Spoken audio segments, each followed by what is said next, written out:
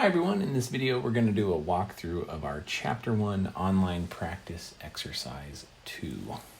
So we have a very similar problem to similar exercise than what we saw in, compared to what we saw in our Online Practice Exercise number 1.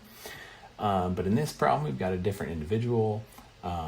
We have similar types of accounts here listed. So again, we have opening balances, cash, contents of home, automobile, and house. That's our total assets. And then we have unpaid accounts and a bank loan, total liabilities, a net worth amount. Again, remember we add net worth and liabilities together and we get 200,000, and that should agree to assets, which is our accounting equation saying assets equal liabilities plus net worth. And so we can see those balance as our opening balance for our starting point. And so that makes us happy. We are looking good. Then we've got a bunch of transactions. And we're going to do the similar kind of same thing we did in exercise number 1. We're going to complete our analysis part here, transaction analysis. And then we're going to fill out our T accounts and get our balance sheet and income statement looking good. All right, so let's start with our analysis of these transactions again. And the first one says we paid cash for maintenance expense. And so this one here, hopefully after doing the first exercise, you're kind of honing in on the fact that cash is often adjusted quite a bit. There's lots of payments and incoming cash, outgoing cash, etc. So cash in this instance is going to decrease. It's linked to our amount, $120. This is for a maintenance expense. Remember, cash shows up on the balance sheet. If it's an asset, liability, or net worth, that's on the balance sheet. Revenue or expense, that's on the income statement. And I think, what did it say? Maintenance expense? Yeah, maintenance expense. So maintenance expense, and as the name implies, it is an expense. We are increasing that expense. And just if you noticed how it kind of auto-populated when I started typing in, if you ever have that, you're like, if you're typing in increase and you don't want the rest, you just get it to where it's highlighted and then click delete, and it will only keep what you're trying to spell out there. So just a little tip. And as we just mentioned, expenses show up on the income statement. All right, let's look at number 2. Transaction 2, we purchased new furniture worth $2,500. We're going to use contents of home for that transaction. So let's go. Oh, sorry, did it say? Yeah, we paid cash for that. So again, we can kind of just put this all in. 2,500. Everything else is the same. If we have the cash payment, the effect on the cash account is going to be the same if it's the same type of transaction. But this one, we purchased an asset. We purchased furniture. And so this is a little different. So contents of home, and that is also an asset. So in this instance, one asset is going down, cash, and one asset is going up, contents of home, the stuff that you own that's in your house, basically. And so accounting transactions have to have at least 2 accounts, affected, but those accounts can both be assets. It doesn't mean that you have to have an asset and a liability, or asset and expense, or revenue, or whatever. Just needs to be 2 different accounts. So one went down, one went up. And with that said, it still balances. Okay, transaction 3, we paid our credit card liability in full. So we paid off the full balance with cash, no remaining credit card debt. So again, here I'm going to show you a little trick too. Since we know that, at this point, we're basically going to be putting in the exact same information for cash being decreased, we can just highlight these cells here and then copy. So you can go copy here, or Control C works as well. And then we can go down here and just click this paste button, and it will paste in that exact same information, which is helpful The only thing we need to change for transaction 3 is the amount, because it's not whatever it was pulling, it was 5,500. So that's just a quick way to fill out a form if you know you're copying and pasting basically the same information. But in this instance, we're going to be paying our unpaid accounts liability account. So this one we haven't put any information yet in that would reflect that. Same reduction there. And remember that assets and liabilities and net worth all show on the balance sheet. Only revenues and expenses go on the income statement. Okay, let's go to number 4. Paid cash for telephone, electricity, and water bills. So we're just going to use utilities expense for this one. So same thing, I'm just going to copy this and paste it in just to make our life a little easier. And then I'm just going to update the new amount to make sure that's accurate. And we did utilities expense. That's an expense, as you might imagine. Increase of an expense. And now we know income statement is where the expenses and revenues and expenses are found. Okay, number 5, we paid cash for groceries. We're going to use food expense. Again, I'm going to copy and paste to make our life easy. Update the amount to make sure we're pulling the right amount over, but everything else should be the same. This one is, I think it said food expense. Again, that's an expense. Increase. It's going to be the same amount as cash was paid, and that's going to be an income statement item. And finally, we received a direct deposit for salary earned. We're going to use salary revenue. I'm going to copy this one just to make our life easier, but be careful because now we need to change this to an increase in cash, not a decrease. This is cash coming in, 4,040.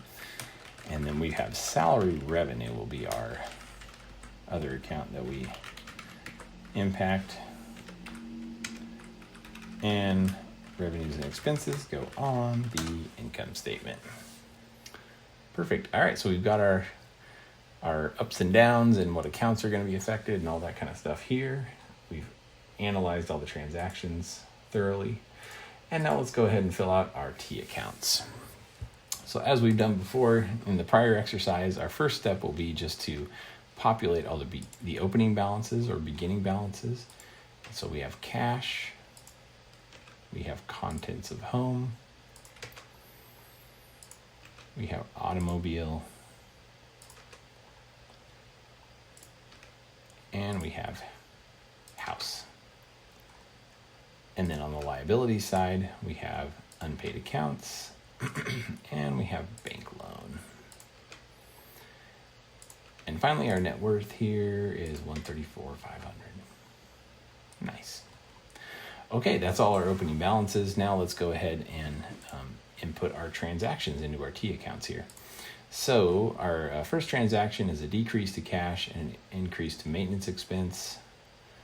So we're going to decrease cash. I'm going to start up here because often we need a lot of space because there's a lot of cash transactions. So I want that to be red though. So you can change the font there if you'd like. No big deal if you leave it black, but I like to have my answers all in red so it's easier to see.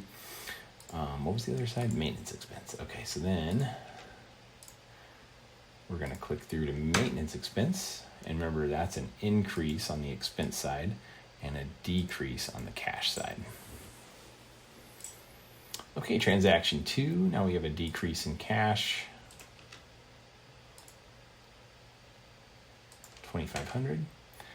And what did we buy? Contents of home. Okay, so then we're going to go to our contents of home account and increase that by $2,500. So one asset down, one asset up.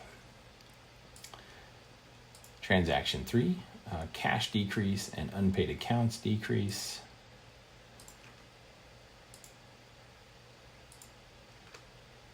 Unpaid accounts is a liability. So its decrease goes on the left side while an asset decrease goes on the right side. So remember those change depending on what type of account we're talking about. Okay, now we're on to number 4. We have a cash decrease and a utilities expense increase. So let's link that over. Cash, oops, sorry, that's that one, number 4. And utilities expense, $1,200 increase in expense, $1,200 decrease in cash. Okay, number 5 is food expense that we incurred, $2,000. That sounds like my household with my kids. Actually, it's probably me eating too much junk food or something, but we always spend a lot of money on food. I don't know if you can relate, but that's one of those things. Okay, so a decrease in cash, an increase in food expense, and we've got that accounted for there. And finally, we got some incoming cash, which is always nice. So cash inflow from a direct deposit reflected on the cash account there, and then our revenue account here, we're going to reflect that as well. Okay, and so now we've got all of our activity recorded, and let's finish out our T accounts by summarizing, especially on the cash account. We want to summarize both sides because we have a lot of increases and decreases, and then remember we take the bigger minus the smaller, so we end up with a cash balance, or balance in our cash account of $1,720, and we had some additions to our contents of home. We can just add those together since there's not really increases and decreases. We can just do one simple summation. Same thing here, we can just say the total equals the opening balance because nothing changed in auto or home. This is cool. We paid off our debt, so that's probably makes us happy. $5,500. We have a kind of low cash balance at the end of the month, but we have no more unpaid accounts, which is probably things like credit card debt or personal accounting perspective. So paid off that. That's cool. Bank loan, though, we do have a big bank loan, so we still have some debt. Nothing happened there, so we're just bringing that balance down. And yeah, it's good to get rid of one kind of debt at least. Okay, now for the income statement part, this is all the balance sheet there. We're going to just bring down revenues, bring down food expense.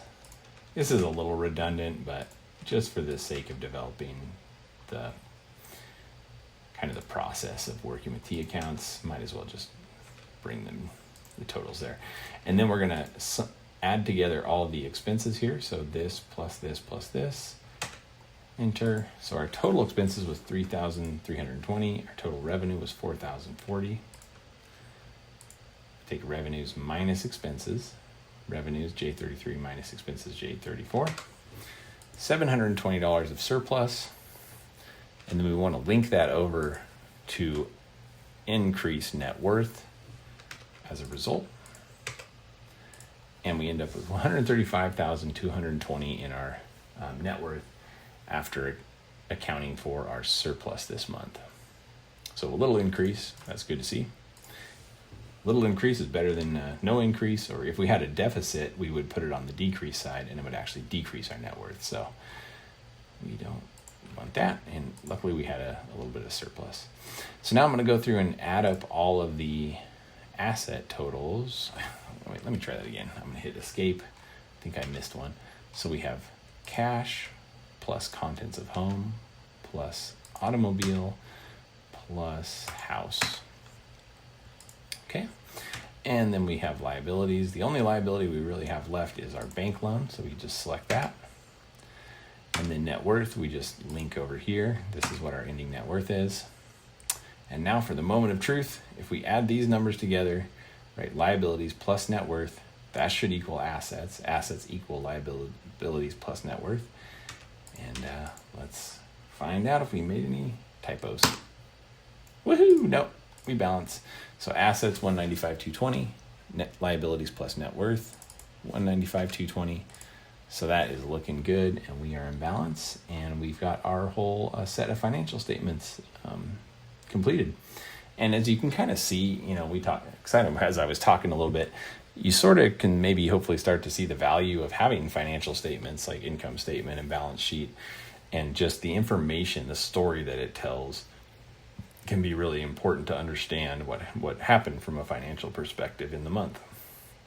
expenses were just a little bit less than revenues. So that's good information to have. It's maybe that's something where we could need to reduce expenses further. But some surplus is good. Maybe that's fine. But from an analysis perspective, it just provides some information. And then you can kind of look at things like, cash balance looks like it's pretty low. So maybe that's a concern going forward. We paid off our credit card, for instance. We still have a bank loan amount due. We have an automobile. Then this is maybe, this is the historical cost of the automobile. This is our house. But we do know that we have some assets other than cash, So this is just hopefully sort of an opportunity for you not only to just do the bookkeeping aspect of this and the increases and decreases, but also to start to see what it is that these financial statements really kind of tell us beyond the numbers as well. So, all right, well, that brings us to the end of our Chapter 1 online practice exercise 2. So hopefully you all found this video helpful, and please reach out if you have any additional questions. All right, thanks, everybody. I will talk to you later, or I will at least see you in a video in the future. If you're in my online class, I might not talk to you face-to-face, but as a reminder, if you are in my online class, please reach out. I'd love to talk to you. Come to office hours. Get a hold of me if you have any questions. I've got Zoom office hours, face-to-face, all that kind of stuff. I know accounting can be tricky when you're starting out, so don't hesitate to use me as a resource or use the other resources in the school Center for Academic Success, tutoring, so on and so forth. But anyway, I'll wrap this one up. So I'll just say thanks, everybody, and see you in the next video. All right, bye.